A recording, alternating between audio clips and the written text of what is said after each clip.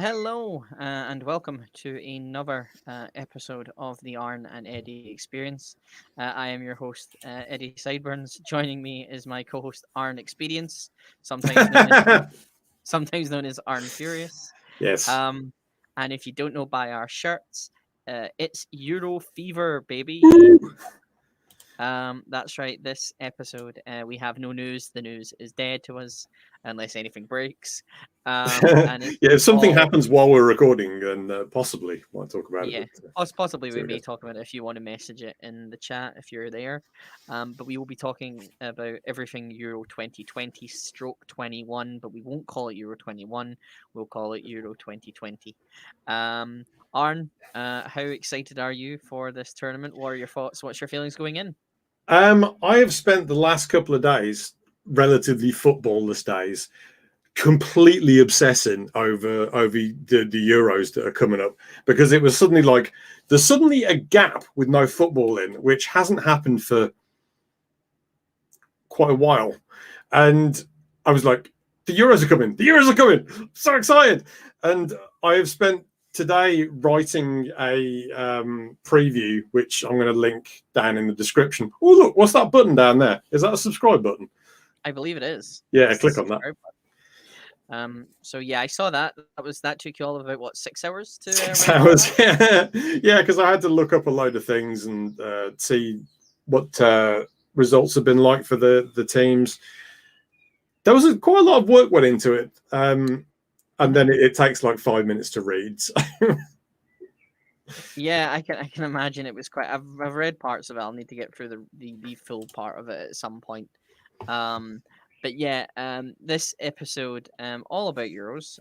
We will plug Arn's blog at the end. We will also talk at the end about the Euro Fantasy Football League, which we got quite a good response to, Arn. We did 34 teams, I believe, are in there. Yes, 34 teams with prizes for first and second will get prizes. I've decided. I'll speak about Arn with that after, but that's what we're doing. Okay. Surprise! Turn the wild card. But no.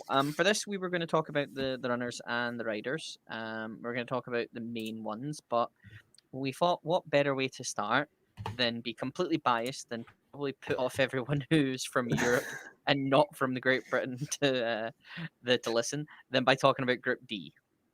Yeah, we're not really going to talk about Wales either. So, Group D. The group I'm just going to put up on the screen is Group D. So, Group D is the group with England and Scotland in, which I'm quite excited about because rivalries and anything can happen. International tournament could be a complete disaster for one of us. We've also got Croatia are in there, and also the Czech Republic. Mm-hmm. So who do you want to look at first? Well, well, I mean, it would be a bit of a shame if we didn't look at your lot first. So let's go on then. Put us out of your misery. The Three Lions. Is it Wonderful. your year this time again? Is No, it not? not a chance. Not a chance in hell. There's two major problems that are faced by England going into this tournament. Uh-huh. One is I don't trust the defence. Mm-hmm. And number two is I don't think we're going to score that many goals. Mm-hmm. These are key elements in football. When you look at, I'm going to just scroll down so you can see the forwards. The forward line there's a lot of players here like your Sterlings and Sakas and Rashfords and such who like to get in behind. So I think every team is going to play defensively in this tournament. We're going to see a lot of 3 and 5 man defenses. So you're going to see a lot of 3 centre back formations. There's not going to be a lot of space through the middle. They're going to be dropping deep and defending deep. And there's going to be no space for people like Marcus Rashford and Raheem Sterling to operate in.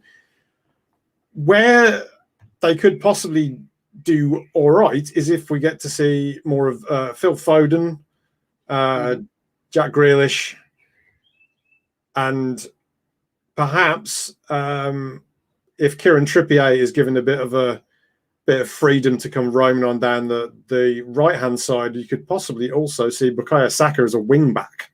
Oh, there's no photo of him. That's a bit weird. So that is possibly one way to go. I'm interested to see how Croatia line up in that first game. I think a lot of the early games will be indicative of how the whole tournament's going to go. And I think it's going to be a tactical, defense-minded tournament. England aren't good at tactics and defending. So I don't think we're going to do particularly well. I think we'll get out of this group. But I'm not sold on this. There are talented players. Don't get me wrong. There are talented players in here. Mason Mount's had a really good season. Foden is obviously really good. But you look at the defense, and these are the players who are going to have to deal with the world's best players. Jordan Pickford has mistakes in him. Yep. And he is going to be starting. He's going to be the number one. I don't really trust him. Then you've got Kyle Walker. He makes loads of mistakes when it matters. John Stones, we kind of highlighted the ricket that he had in the Champions League final. And Harry Maguire. I mean, Harry Maguire doesn't even look fit. I watched part of that Romania game. He looked not ready for the races at all.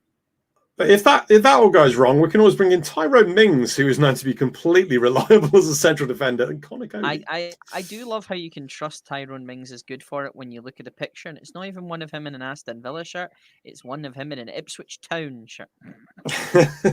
I mean, you've decided to take a lot of defenders, and then obviously after Trent Alexander-Arnold was taken out, still shouldn't have been in the squad in the first place. You had the whole idea of who's it going to be. Is it going to be James Ward-Prowse? Is one of my friends Blake going to be really happy about James Ward-Prowse? Ward-Prowse, yeah. I feel like you had to take Ward-Prowse because I think there's going to be a lot of set pieces in this tournament, and you've got Trippier. So Trippier, he's very good at set pieces, but you saw I watched the Romania friendly, and the few highlights that we did get were based around the free kicks from Ward-Prowse. I think you're really missing a trick by not taking him because he gives you something different, and a lot of these players are not going to offer that. Grealish is possibly the exception to that. I think Grealish is very creative and could cause some problems for opposition defenses, but he's probably not going to finish them himself. So it's a case of like, can Harry Kane get the goals to get England deep into this tournament? And I think tactically is where we're just going to go wrong. I mean, if you were the manager, who would be the first two names on the sheet as far as you were concerned out of that? Like, I think Grealish has to play. Okay. I feel like Harry Kane's very difficult to leave out. I'd love to see Foden play all the time. I think Foden is an explosive player that can change games. Apart from that, like I say, defensively is where I'm looking at England's problems being. I think defensively is where we're going to come unstuck in this tournament. Could that be potentially because of the amount of right backs you have? We've got some right backs, yes. There are at least 3 right backs. In the words of a meme from Peep Show, 4 right backs, Gareth. That's insane.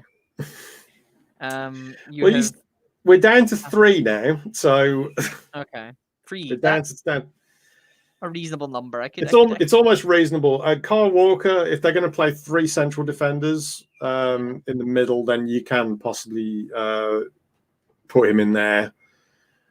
Okay. I've just remembered that we had that little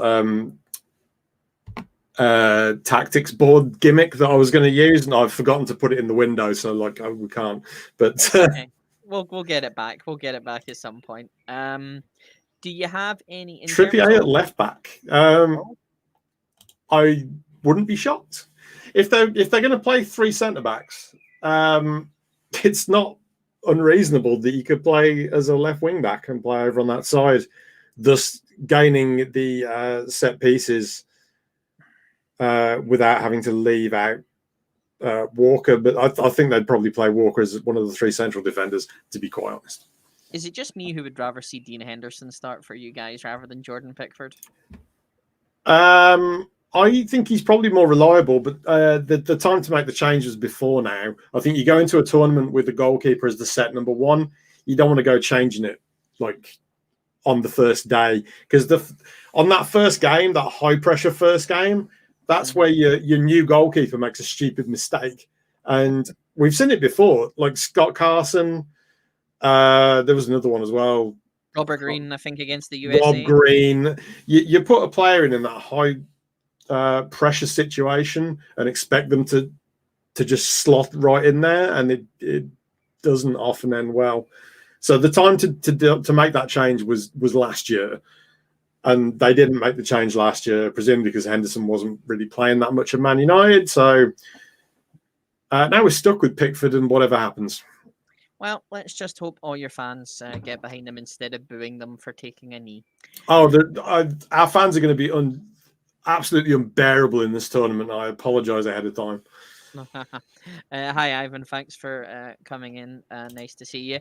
So, just a quick thing before we move on to the next team. Did you watch both friendlies? Did you watch the one against Austria and the one against Romania? No, I watched the Romania one. I thought it was fairly uninspired. I don't think the players really get apology not accepted. Well, that's fair enough. But yeah, just remember that I did apologise. Just expect horrors from the England fans. It's just going to happen. So if we just quickly dive back to your blog, where did you predict this England side? Where do you think this England side are going to come? I thought they'd get out of the group, but that's about it. So if they win the group, which they might do, if they win the group, then they'll probably play the second team from the group of death. That's going to be like Portugal or Germany, and they'll get knocked out, probably on penalties. And that is our England coverage for this episode. Right. I take it you're going to hit me with my team now. We're not going to go in the order. Yeah, let's have a look at the Scottish lads. Let's have a look at the squad. Okay, so right. Looking at this squad and watching the 2 games against the Netherlands and Luxembourg, a nice 2-2 draw against the Netherlands, who I don't think the Dutch news liked the way that De Boer is having them play. And they do have a lot of good potential players like Malin, and I saw them play against Georgia in their friendly after it, and they absolutely whipped Georgia 3-0. So I think that Holland side is good. I think. So you're calling it a win for the Scots, then? Well, the thing was, well, it was a draw, but the win. Yeah. We were winning the game 2-1. And then the referee gave a free kick, which really wasn't a free kick. And Memphis Depay does what Memphis Depay does. So we've played. So I think, and to be fair, with the so in the Netherlands game, we were restricted with our lineup because were you only allowed to field 3 left backs? No. Where is he? Get him on the sheet. He's that midfielder, and he'll name Sheffield. It was Sheffield United. There it is. That John Fleck tested positive for COVID. He's a handsome chap, isn't he? So yeah. So we missed a good number of players due to the fact that Fleck tested positive COVID. We started with a 5-3-2. So we had Gordon.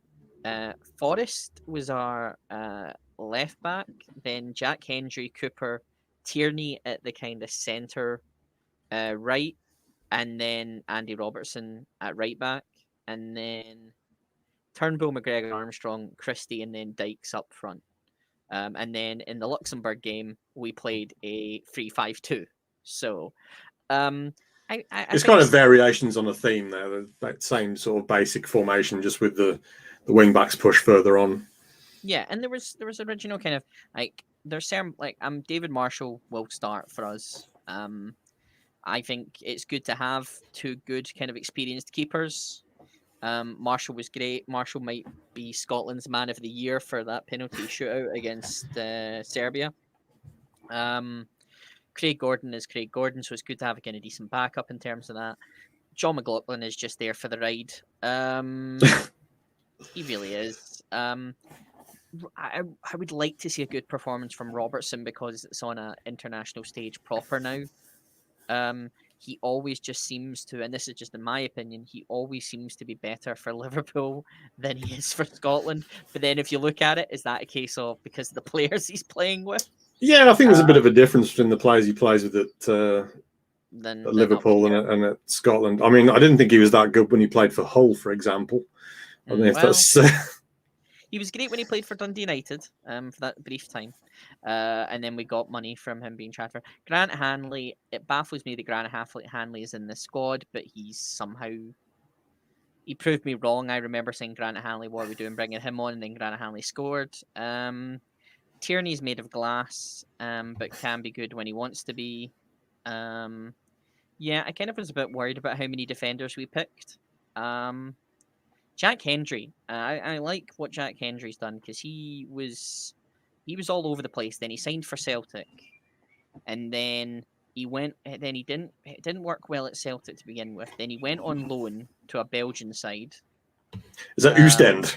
Yeah, and he's been like probably one of the top players in Belgium. Like I think if he's been doing apparently really really well.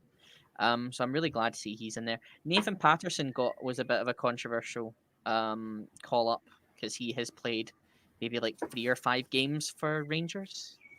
And this is the first time he's been called up to be part of the squad. So it's a strange one. Although if you look at the Welsh squad, like half of their squad has never played for the for their parent clubs. They just get loaned out all over the place. And yeah, I've not seen much of Scott McKenna since he went to Nottingham Forest. So we'll just I'm going to assume he's done well enough to be in the squad. McTominay, yep, we have him in. He sometimes plays centre back and sometimes plays centre mid under Clark, which is a bit weird, but we take it. Is there a possibility of that you're doing like 3 at the back and Scott McTominay is a libero? So if Scotland play a libero at a major tournament, they're going to be like considered the most stylish team in world football. We really are. It'd be really wild if we suddenly did that, but I wouldn't put it past us.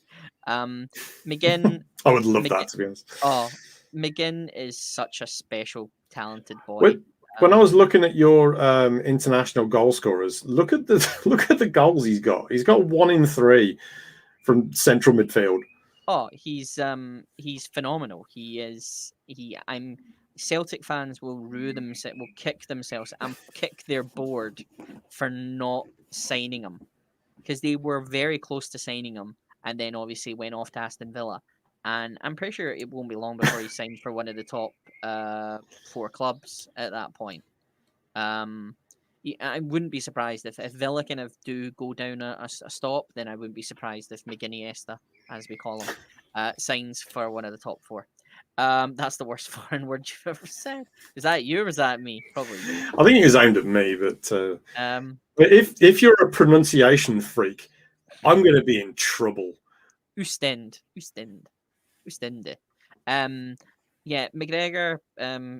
McGregor does look at McGregor like 31 games for Scotland, 0 goals. Christie is great if we ever get a long range shot, I guess. I would have rather had, instead of John Fleck, I would have rather had Ryan Gold, who's been playing in Portugal.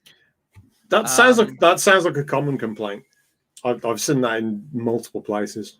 He's been because Ryan Gold's career is started at Dundee United, went and signed for Sporting Lisbon.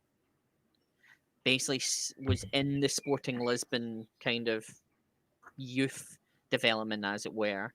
Went on loan to clubs in Portugal. Pretty sure he was part of a squad that actually beat Sporting in a cup final. Then basically came back to Scotland, played for Hibs, then went back to Portugal. Was released by Sporting Lisbon and is now another club. I think it may be Jaume him, wherever this it was. I can't remember what they're called. But he's there and he's like the second top player in Portugal. In the Portuguese league, and it's just like it's a case of, does Steve Clarke just not keep an eye on it, or does he just not think I have enough players that are good enough for his position? Maybe he just doesn't know where Portugal is. I mean, I wouldn't put him past him. I love Steve Clark. Oh, there you go. And he's played, yeah, and I think will agree with me. I think he got the award as like the second best player in Portugal. So he's clearly, he's showing that he can play, and I think he does need to get a call up. Stuart Armstrong, Southampton. It's just all you need to do is boot the ball, Stuart.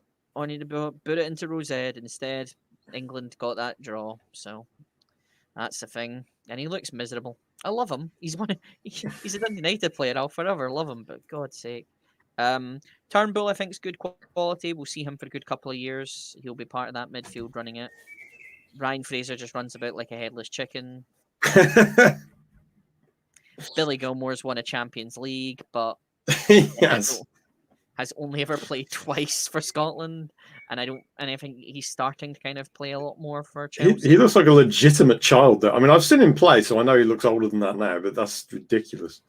Oh yeah, and it's like one of those ones that Rangers had. Then he got picked up, went to Chelsea, and then he's actually one who's actually kind of got somewhere. Unlike players like Islam Feruz, who was a Celtic player, went to Chelsea and did hee-haw. Yeah, second tier. I apologize, second tier last season. But I'm pretty sure he's been performing quite well there. James Forrest, yep, Forrest is good. The Strike Force, I'm very happy. Well, the Strike Force has a combined 5 goals, but there's not a lot of experience here, Eddie. No, not really. They've got less than 20 caps between all 3 of them. Yeah, I mean, Scotland doesn't have a lot of. I mean, in terms of striker wise, I'm not. We could have brought the likes of a Lee Griffiths or something like that. Yeah, you're right. You could have done. I mean, but you shouldn't have done. If you go down to recent call-ups underneath, you'll probably, when you go to their strikers, I don't think you'll see a lot. See, look, 4 goals in 22 appearances. The same is true of Lawrence Shankland, who he's only ever had 4 appearances. So let's not. At least I can tell you right now, at least 2 of those players, I'm extremely glad were not brought on this trip. And I can give you a big clue who they are because they both share the same first name. Okay. I guessed one of them was going to be Ollie McBurney, who is a camel. He's an absolute donkey in disguise. And he just cannot. I don't like either of them. Burke had so much potential, and there was hope. Obviously, when he went from West Brom we went from wherever he was to Leipzig, and you thought for a second, oh, this boy could actually be quite good. And then no, he's just been. When he went to Celtic, he was just donkeys, and he's been donkeys ever since. Donkeys. But yeah, I like Che Adams. Che Adams is doing. Che McAdams of Scotland, settling in quite well. Yeah, where's he from again? He's from Scotland, mate. What part of Scotland's he from? It's that bit kind of down on the kind of port. Is it in Leicestershire? Is that the bit of Scotland he's from? Yeah, from Micleicester in Scotland. Part of Highlands, the Highlands. Right. No, it's it's a thing. People want to play for other countries; they're allowed to. You've been badgering him for years, and he was waiting for the England call up. He was. He wasn't going to get it. So it took till we may actually qualify for something. We qualified for something for him to kind of go, oh hello. Yeah. In essence, he's 24. When we first tried to call him up, he was young. He's obviously going to want to explore his options and figure out what happens. So, I don't put that against him. I remember when he did announce for Scotland, and people were like, oh, he's only just doing it because we've qualified for the Euros. Yes, the boy wants to go on a big stage. I don't blame him. If he's going to help our team, great. I expect us, and Kevin Nisbet I like as well. Kevin Nisbet had a good goal against Holland, so he's had a good career. He started off in the lower leagues and then built himself over time, and is now at Hibs. And Hibs have done quite well this season. But yeah, I want us to. Well, we've beat England. Sorry, we've not beat England. We've beat Czech Republic because we played them quite recently. Yeah, we had that time where we played their coaching staff and we beat them. I mean, to be fair, you're starting against the Czech Republic. I watched one Well, I didn't watch the entire game. I watched some of their game against Italy, and they were pants. Yeah. So you got a shot there, and I think all you need to do is win one game, and you're pretty much assured of the knockout stages. And we haven't beat Croatia in the last 5 attempts. Haven't beaten us, so we are. Even though that's the commentator's curse. Thanks, Ian Crocker. I've seen a lot of people think Scotland are going to finish 4th. I have heard people say that Scotland, on a paper, should finish 4th. I heard some really stupid radio station when I was this afternoon talking rubbish about Scotland. I would like us to finish. In my heart, I would love us to finish 2nd. I think we're going to finish 3rd, and I think we're still going to qualify for the knockout phase based on ranking. Yeah, I have that feeling as well, that you're probably going to just about edge through. And I think it's mainly based on the fact that you've not been in a tournament for so long. The players are going to be so up for it. I don't think the Czech Republic players care whatsoever based on the way they played in the I know it's a friendly, but let's take a look at the Czechs. I'm not sold on this at all. I mean, there's a few unknown quantities here. I've not really seen enough of the Czech-based teams to know whether, David Zima is going to be a revelation. But I'm not sold. You expect the midfield is going to be run by one man, and that's number 15, Souček. You expect he's going to be up there, and in there with kind of care. If you look at the attack force, Patrick Schick. It's a very good point there from Ivan. He's saying you don't really want to finish top. Yeah.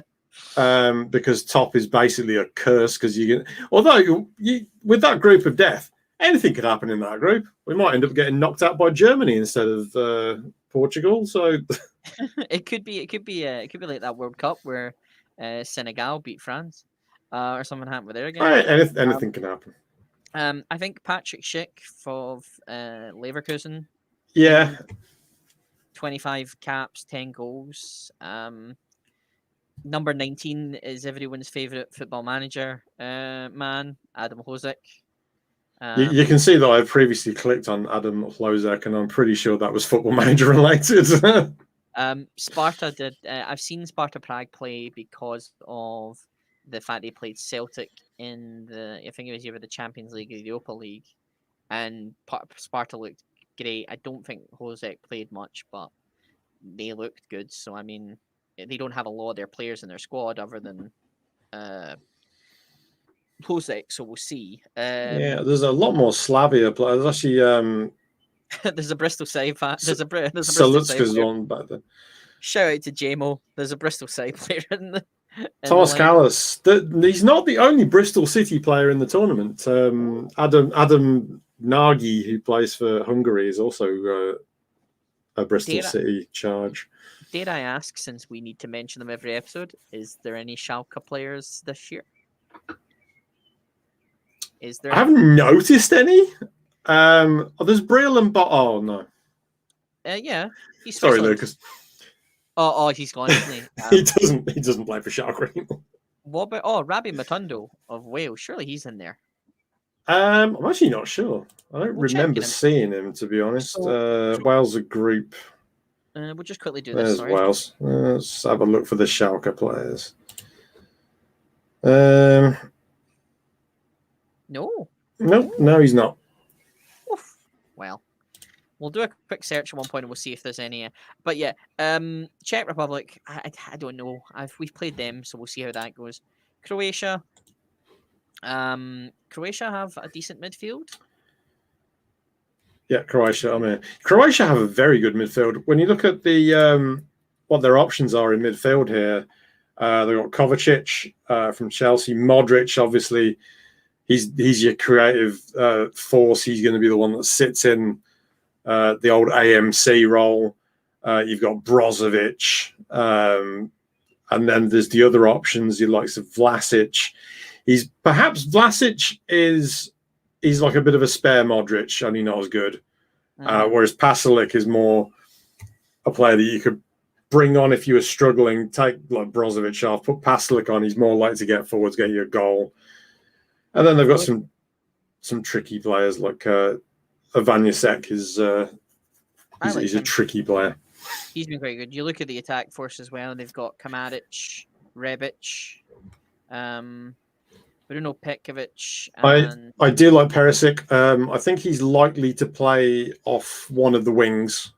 But then Bracalo also is a winger. My concern for Croatia, well, not much concern because I'm not that worried about what Croatia do, but it's where are the goals going to come from? And Kamadic? You can't. Kramaric, I think he's probably better employed as like as an attacking midfielder. I've seen him play up front. He's decent, but it's not really his ideal position. So I was looking at Bruno Petkovic, who I haven't got a picture of him there, unfortunately, but Bruno Petkovic is a giant of a man. And if they wanted to play a bit of target man stuff, Petkovic is right there, and I'm pretty sure I can't remember who the other dude is. There are two Schalke players. Thank you, Yao. There are two Schalke players in the cup. I've seen that. Denmark and Austria have them. I'm just consulting my spreadsheet. Oh yeah, the other guy is Ante Budimir, who's another big, tall centre forward. So if they wanted to go that route, they could do. But I don't think they will because they like to keep the ball on the deck, like fast interchange of passing. I think it's going to be a difficult tournament for Croatia. They're going to find it hard to get through teams, especially if everyone plays, like I'm saying, with a 3 or a 3 and a 5 defensively. They're going to be hard to play through teams. Defensively, they're all right, but not great. 2 young guys in the defence, and then the rest are all, 3 young guys, and the rest are all pretty kind of aging in terms of that. Yeah, there's a very good point there from Ivan. They've never really replaced Mandzukic when he retired, which is why Croatia have gone from being in a World Cup final to people not even talking about them as being contenders. And the reason for that is they haven't got that focal point in attack. Well, let me end the goal. Yeah, I mean, Barisic is quite. I know Simon Sluga of Luton there. There he is. Barisic. Barisic has been good for Rangers. He'll be interesting to see. More Lovren. Cannot get enough of Lovren. I'm surprised they've not got from this team, and I think you put in your spreadsheet. I'm surprised there's no Jed Vaj, and I'm surprised there's no Rakitic. Rakitic is retired. I had to check on that, but he did actually retire. So that's why he's not in the squad. I did write it down. I was like, why is Rakitic not in there? He's retired. Yeah. No Jed Vaj. Jed Vaj can play quite numerous places, so I was quite surprised no him. But yeah, I think that team needs to really get... There he is. Yeah, there he is. Yeah, look at those options at the underneath attack-wise. They've got none of them look appealing at all. No, not really. Nicola Moro, I've heard good things about him. But yeah, I think this team finishes 3rd and the Czech Republic finish 4th. So I think Croatia will do better than a lot of people are figuring. I certainly think they'll finish above Scotland, but I still think Scotland will get out of that group. So the positions as they've got them on the screen there, that's how I think it's going to finish. I think it's going to be England, Croatia, Scotland, and the Czechs. Yep. Even though I've slagged England off, like when I was looking at the squad, I still think they'll get out of this group. They'll probably make a right meal of it, and then after that, it's probably going to be sayonara. I mean, Scotland have a good... I mean, Scotland obviously playing... even though when they're playing away, they're technically going to be playing at home. So, yeah, it's going to help if we have fans, depending on what happens with that. So, right. What do you want to... Does Schalke only have 2 players? Yeah, Luton has 3. There we go. Luton Town. There you go. The place to be. Town dominating the Euros. Right. So let's go to Group A. Let's take a look at Italy. We're not going to go through every team, but we're going to go through the ones that are likely to make an impact on the tournament. So we're going to go with Italy.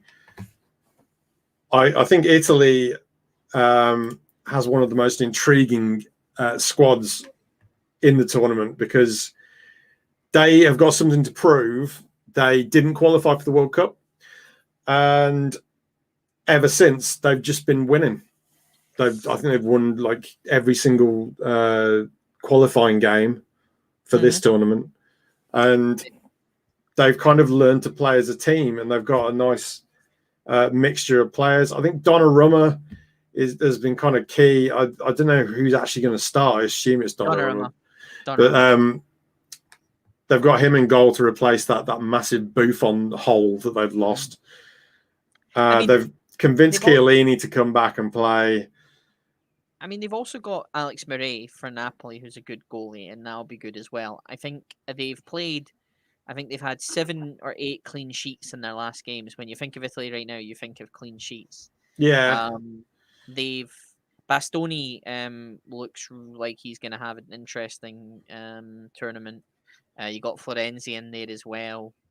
Florenzi's reliable. These are all really reliable defensive players, which is basically the Italian way.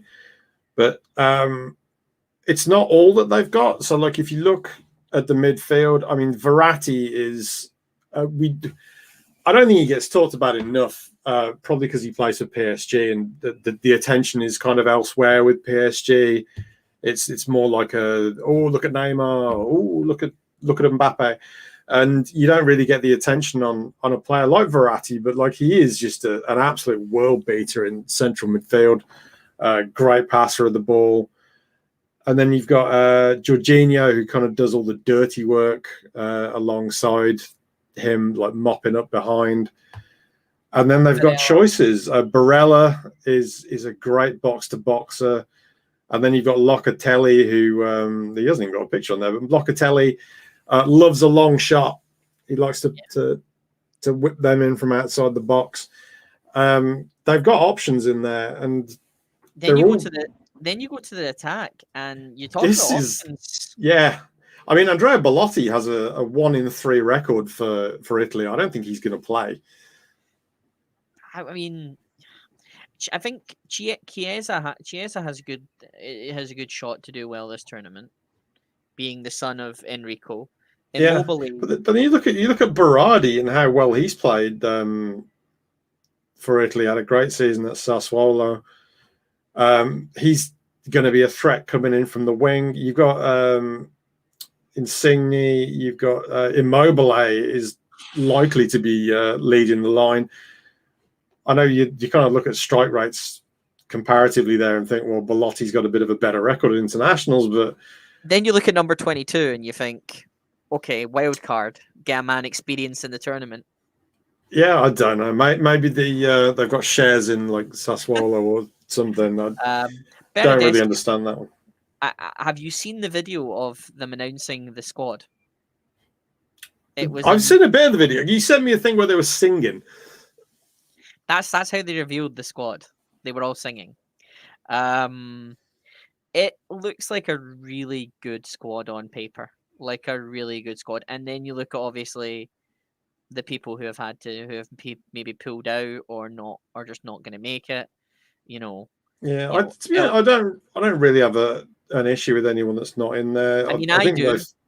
I do. I mean, he's only had 4 appearances. He's age 21 and he made his debut against Bosnia and Herzegovina. Oh, there he is, Sandro Tonali. I think Italy have a solid chance.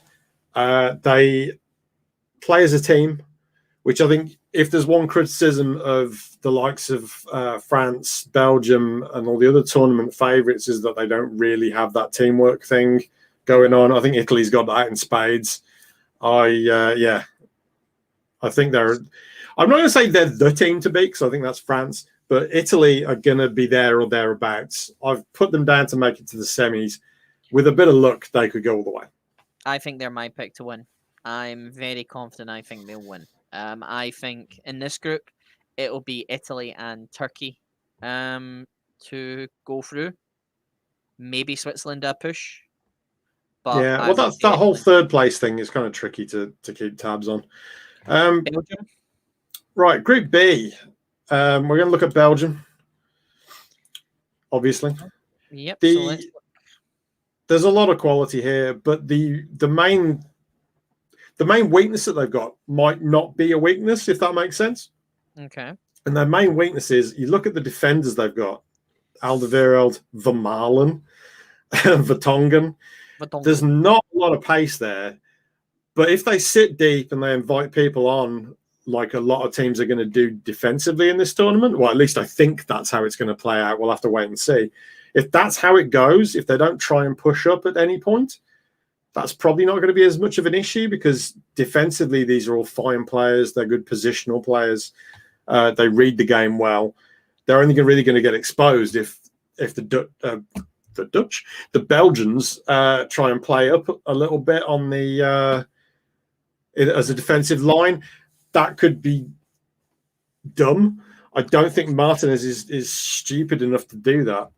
It's just Vermaelen not retiring in 2019. Apparently not. He's in the squad. Vissel Kobe. He plays in Japan. I think he's going to have a selection headache picking between Castagny and Meunier. But I mean, on paper, that defense looks kind of strong. It would hold together, as you say. It does, except that it hasn't got any pace. So that's only the real issue. They might get caught out maybe on a break from a corner or something. Could be where they come unstuck. But that is a weakness for me. Midfield, they're great. You got Witsel. He'll just sit in front of the defense there, or you can just kind of roam around. You can play anywhere, basically, Witsel. But he's likely to be the holding man. Then you've got Yuri Tillemans, who's a more creative option for them in centre mid. He's going to bring the ball forwards. And then the options that they have further forwards are where it gets crazy, because obviously Lukaku is going to be the lone striker. So they've got everyone in here as forwards. These are not necessarily going to play at the top. But you've got Eden Hazard. I feel like he's got something to prove. I think he's not had a good season. He's had a lot of injuries. But that means he's going to be quite fresh. He's not played a lot of football.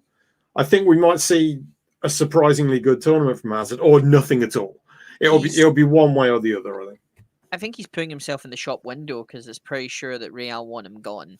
They don't like him after his kind of behaviours. There's been a lot of kind of stuff about Hazard being shipped out the door. So yeah, whether that changes with Ancelotti coming in, I'm not sure. I don't know. Well, Ancelotti said he's going to talk to him and, kind of evaluate him, as it were. But I think Eden Hazard, if he has a really good tournament, it will change his career trajectory. He's 30 years old, so he's rapidly approaching the stage where the next contract is the last one. Then you've got Dries Mertens, Christian Benteke, Batshuayi, Trossard, and your favourite Jeremy Doku. Jeremy Doku, I love Jeremy Doku. He is an option for them if they want to play a fast player through the middle. Doku can do that. I think I don't think we're going to see a lot of the likes of Benteke and Batshuayi. I think they're the kind of players that they'll throw on if they're desperate, but I don't think they're going to be first choice. It's going to be basically Lukaku. My tip for leading scorer is Lukaku. He's got a great international strike rate. He's got 60 and 93. They're going to be quite reliant on him for goals, I think, because when you look at the midfield, there are goals there. Like De Bruyne is going to score a couple probably. But yeah, you really are looking at Lukaku for scoring the bulk of their goals, unless they get from set pieces. There's a wink for your fantasy football teams if you're not already in it already. Where do you think this team's going to finish? Belgium, I think, will get to the quarters. Okay. I can't see them getting any further than that, because if they get to the quarters, they're going to run into somebody who's better than them. Okay. This is a golden generation for Belgium, but I just don't think they're going to win it. I can't see it. I mean, I would probably agree with you. I think quarters is a good result for them if they get it. I mean, I think they'll be disappointed, because this is it's probably the best, for actual quality, it's probably the best Belgian team since the Enzo Schifo one of the 80s. But I can't see them winning. I don't think they gel well. They have little individual areas where they do. So, like, say, Alderweireld and Vertonghen, for example, they have really good chemistry. But when it comes to like the midfielders and the wide players and stuff, they don't really have the chemistry that they need.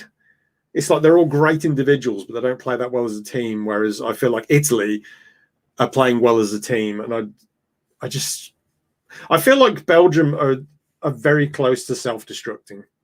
Okay. So we'll see what happens with them. Let's go to... Also, in this group, Finland are very lovable, but they've got no chance. I kind of want to buy their jersey, but it's like 80 quid, so I'm going to move on that. Okay, let's go to... I'll quickly just want to talk about the Netherlands. I don't want to talk too much about them. I like the way they have played. I think Memphis is a show-in to be... I think De Boer is... I don't know about how to feel about De Boer being their coach. But again, I think this is more building in people, like, for example, likes of Delit, Owen Wijndal from AZ Alkmaar. With a couple of exceptions, this is basically just the Ajax team from like 3 years ago. 2 years ago. 2 years ago. I mean, if you look at that midfield of Gravenberch, Van de Beek, and Frankie de Jong, it is Ajax. Wijnaldum,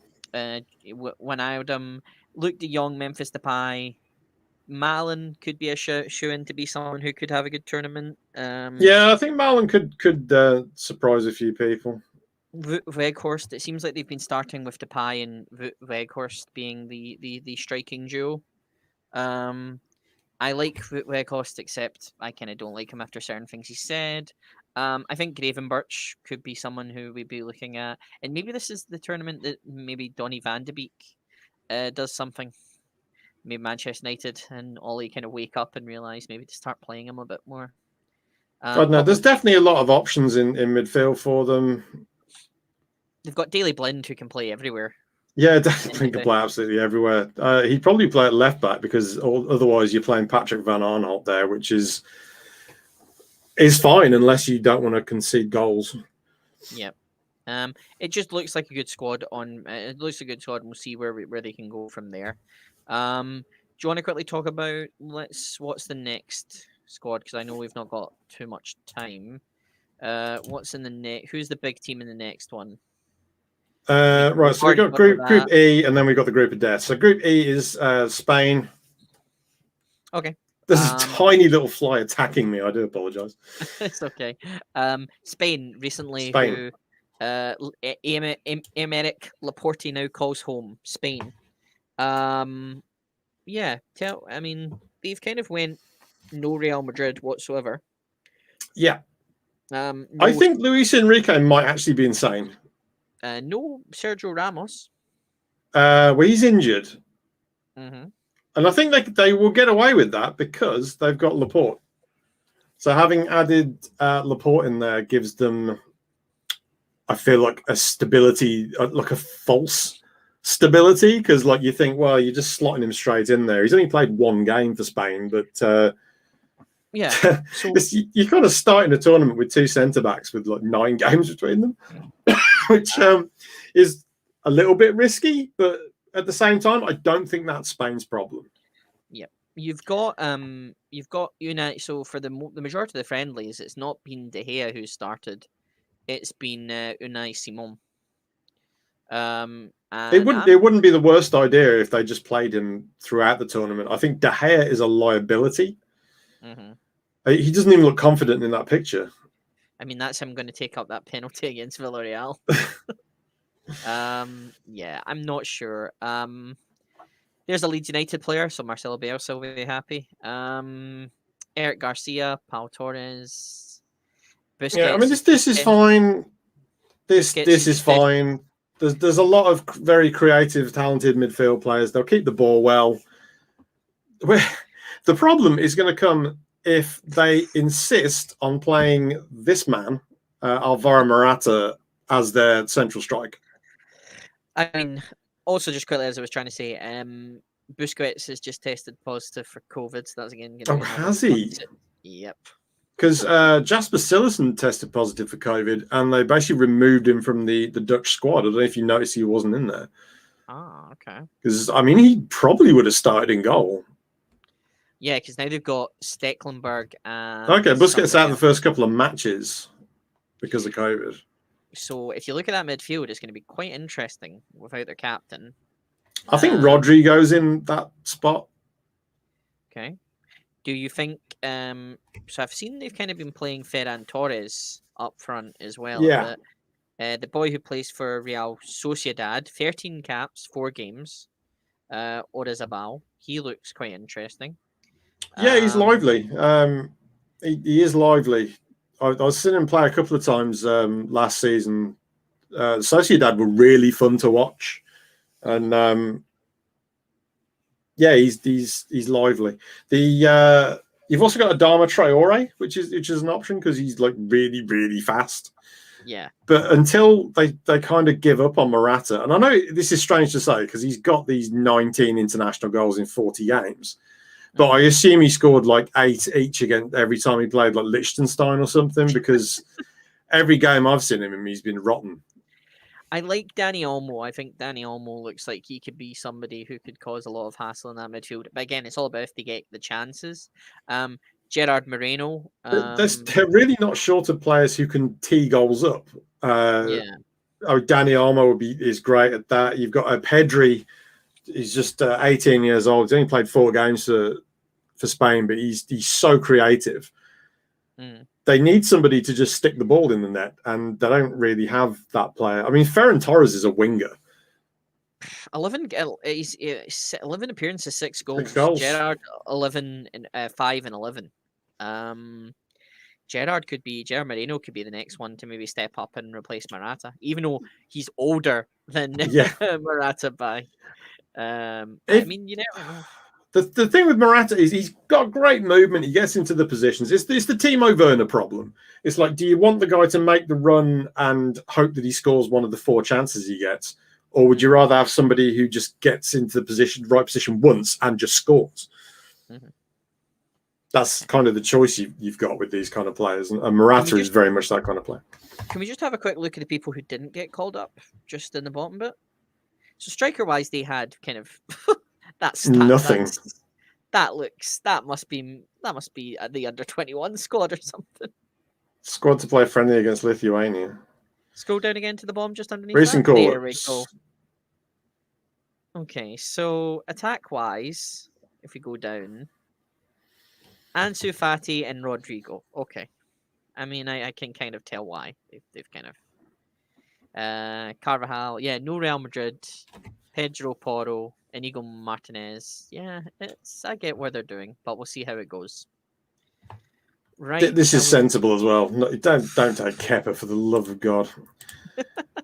Right. I think it's Group of Death time. Group of Death. Who do you want first? Okay. Group of Death. Since he's in the chat, let's talk about Portugal. Portugal. Let's get Yao talking a little bit more. Okay, let's have a look at the squad. I would love to do that, but the tab has just kind of frozen on me. I can kind of see as you've frozen on me. So let's have a quick. Is it working yet? No. So at the moment, the big concern, if it's unfrozen, there we go. The big concern for most Portuguese fans is, are they just going to do what they keep doing in every tournament and just play the ball to Ronaldo and hope for the best? Because with this squad, if Ronaldo wasn't in it, it would be a really good squad. Mm-hmm. Like they don't necessarily need Ronaldo, but like obviously he has an incredible international record. He carried Portugal for years and years and years, and yeah, you're kind of looking at the squad now, and it's got a lot less weak spots in it. Mm-hmm. They're better than the Portuguese team that won the Euros like 5 years ago. Yeah, I mean, if you look at that squad, that the goalie is obviously going to be Rui Patricio. I take it. Oh yeah. Rui Patricio. Then you've got, I like Semedo.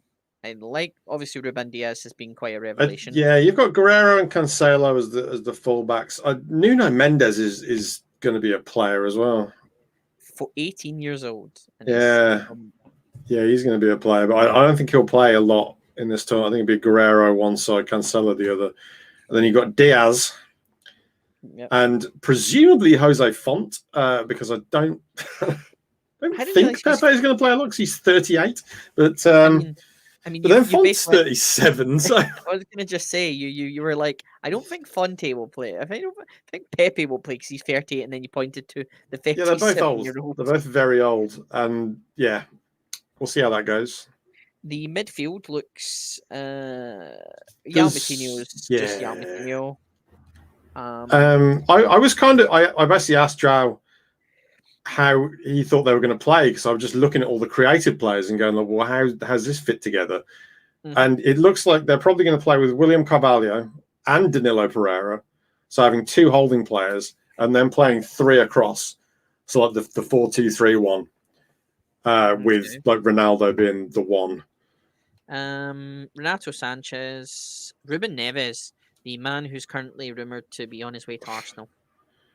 Yeah, he'll sign someone else. I don't think he's going to play that much. I mean, obviously Bruno Fernandes is probably going to have to play. So if you're going to play 2 holding players, then you've got Bruno like in that number 10 role, and then you've got 2 wide players either side of him, which is presumably João Felix and where is he? Bernardo Silva. I'm slightly surprised there's no Ricardo Pereira of Leicester in the squad, unless he's injured and I've just apparently named someone else. I think they just want all these creative players, and they've got lots of them. Although in doing so, they've left themselves with 3 central defenders. Yeah. Which I wouldn't have done that. I wouldn't have done that at all. The attack options, Ronaldo, obviously, Andre Silva. Andre Silva has scored a ton of goals this season. He scored like 30 goals, 28, 30 goals for Frankfurt. If Ronaldo gets hurt, then there's your centre forward. You've got Jota as well. Gonzalo Guedes. Guedes is fast. And then we're not even mentioning the man who cost the most amount of money on that strike force, João Felix. Yeah, well, I kind of have him playing wide. I imagine he's playing attack. Yeah, a wide. Yeah, he'd either play wide left or wide right. Probably left so he can cut inside. Basically, where Ronaldo used to play. So where do you think this Portugal team finishes then? It kind of depends on Ronaldo, because if they keep passing the ball to him and he's rotten, they might get knocked out in the group stage. But I think there's so much quality here that unless they have a massive centre-back problem, which they could have a massive centre-back problem, if Ruben Diaz turns his ankle in the first game, I really can't see them doing well. However, if he stays fit, if they can keep this first 11, I can see them going all the way to the final. Okay. Because they went to the final 5 years ago and their squad wasn't this good.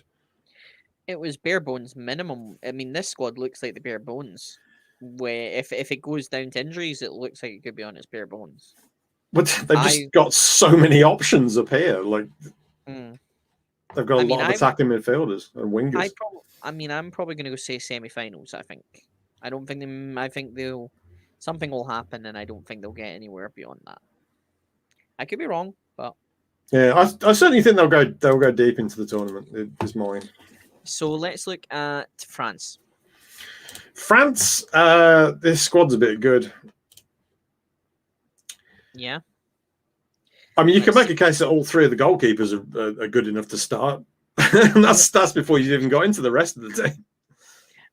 Yeah, Mike Maignan leaving championship-winning Lille to go sign for Milan. Hugo Lloris consistently stuck in Tottenham, rumored to be one of Mourinho's signings for Roma. And then Steve Mandanda. Yeah, that defense. The defense looks quite good. I like Pavard. I like Pavard a lot. Yeah, Pavard is going to play right back, which is, I feel like that's interesting for him because whoever's left back, whether it's Luca Hernandez or whether it's Luca Dean, it'll probably be Hernandez. The other side, Pavard is like, obviously he's played centre back as well. I think he's your more defensive player, so that allows them to go for it down the left hand side.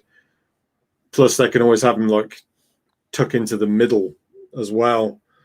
Maybe go to a defensive 3 while they're defending, possibly. Sorry, while they're attacking. Yeah. To allow whoever this is to come forwards and do an overload down the left. Okay. Yeah. And then if you look at the midfield, Pogba, if he appears on the day. Yeah, Pogba's a big one for France if he plays well. Yeah. And he usually does. Like for France, he usually turns up. He's been a bit inconsistent for United, but he usually turns up for France. You got Kante, who everyone loves Kante. Yep. I like Thomas Lemar. I think he's the better choice than Partey, but that may just be me. Because he, as it says there, he can play. Known for his versatility, yeah. I think I'm expecting Thomas Lemar to play sort of on the left wing, unless and there's a reason why Karim Benzema is in here, and we talked about the potential for defenses playing really deep, and against France, Portugal are definitely going to play a deep line against France because they do not want to deal with Kylian Mbappe running in behind them, so they'll play deep. Yeah. That's where somebody like Benzema comes in. And if you look at the option like Benzema being back in there, I think it kind of gives them a little bit of a boost, obviously, with everything that's kind of happened. You always need to see what happens. Benzema and Mbappe sounds like, and then Griezmann in there as well just sounds like quite a worrying kind of trio. This is fine from Ivan saying Dembele obviously is not on good form. Soka Longley, Talisa. I think there are question marks about some of the choices, but I think if they get their basic first 11 firing, these are options that they've got. Yeah, for when it's not working. Mark. Dembele is just. If we're talking about Ousmane Dembele, I have no idea why he's there. Or he's tricky. Yeah, Ousmane.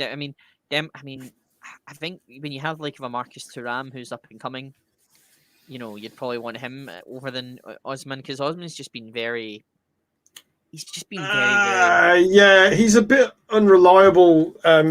He seems to struggle in high pressure situations. So taking him to a major international tournament might be a bad idea. But I certainly wouldn't play him through the middle. I think you're playing through the middle and you expect him to get goals.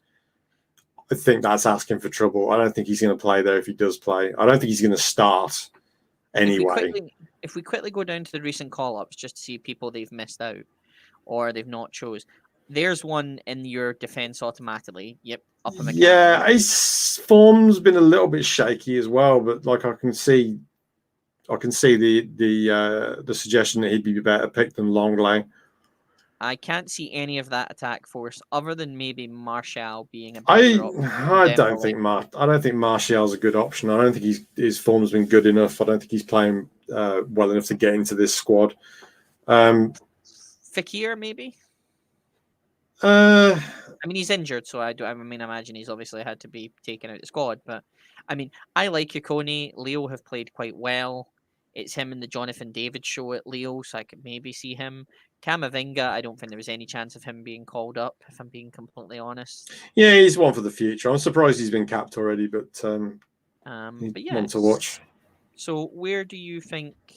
I'm going to assume you have this French team to win. I've got France winning.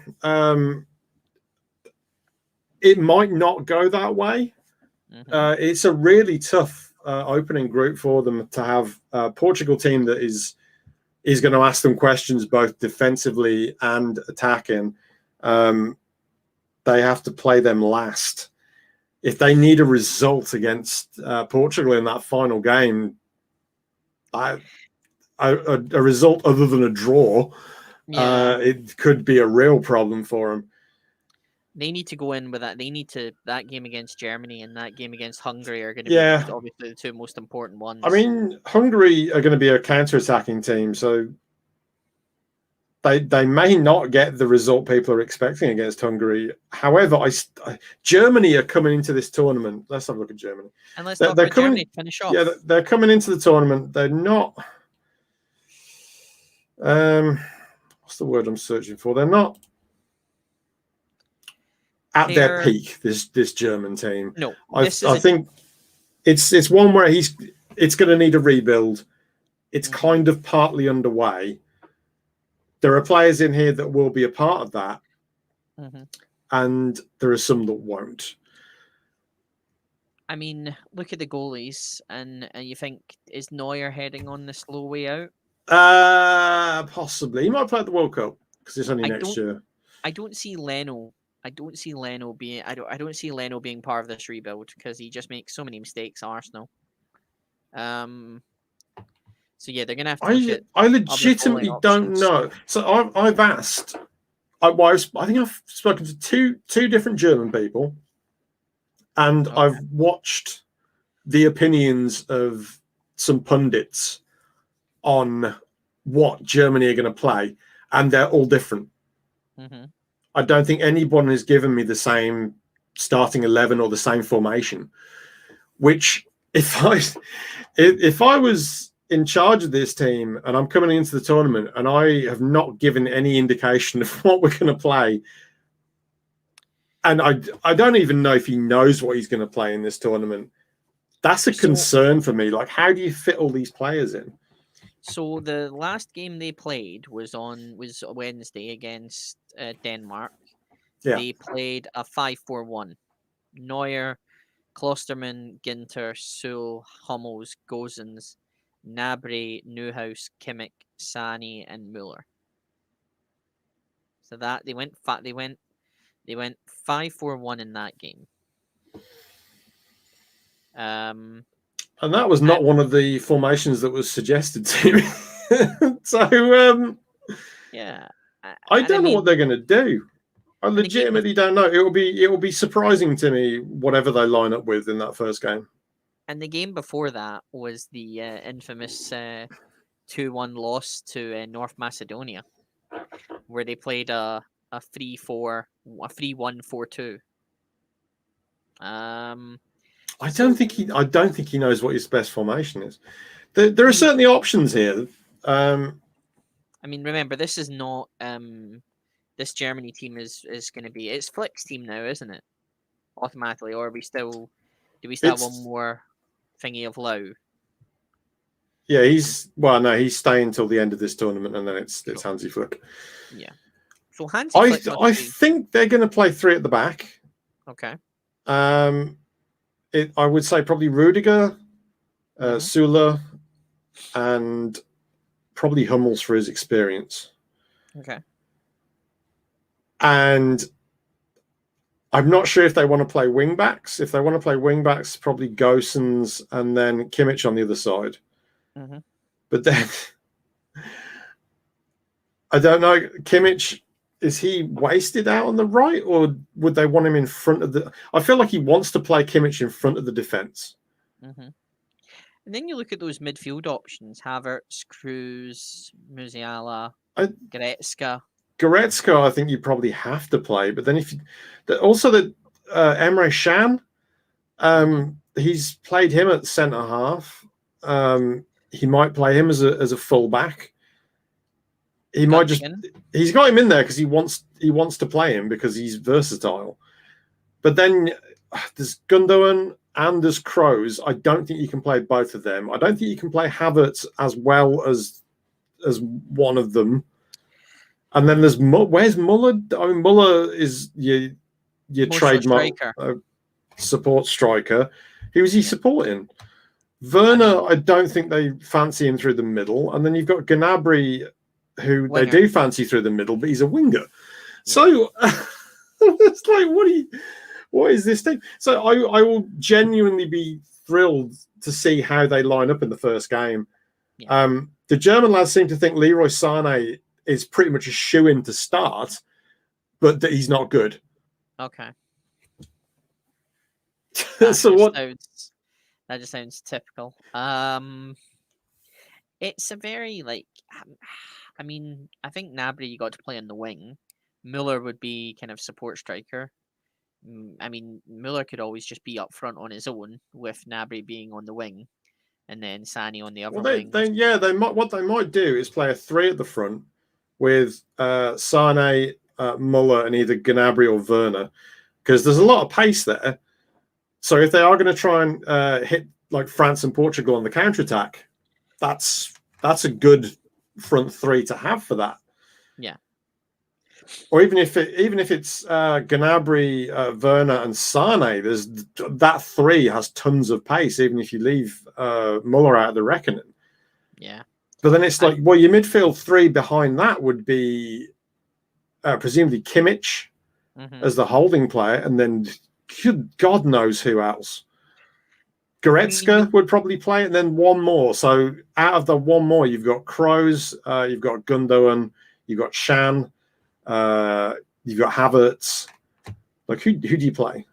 So looking at the comments, so Yao said they played tonight. They beat Latvia 7-1. They played with a 3-4-3, which was Ginter, Hummels, Rudiger, then Kimmich, Gundogan, Kroos, and Gosens, and then Havertz, Muller, and Gnabry up front. Yeah, so that's kind of what I'm suggesting they would probably do, is play the 3 at the back and have wing backs. So who was on the right side in the midfield? Was it Kimmich? On the Kimmich, yeah. Yeah, so that's what they're probably going to do. Because that allows them to drop to a 5 with Gosens and Kimmich dropping back in there. I even put a good question as well. Would it have been worth it to let Flick take over now as a warm-up for next year?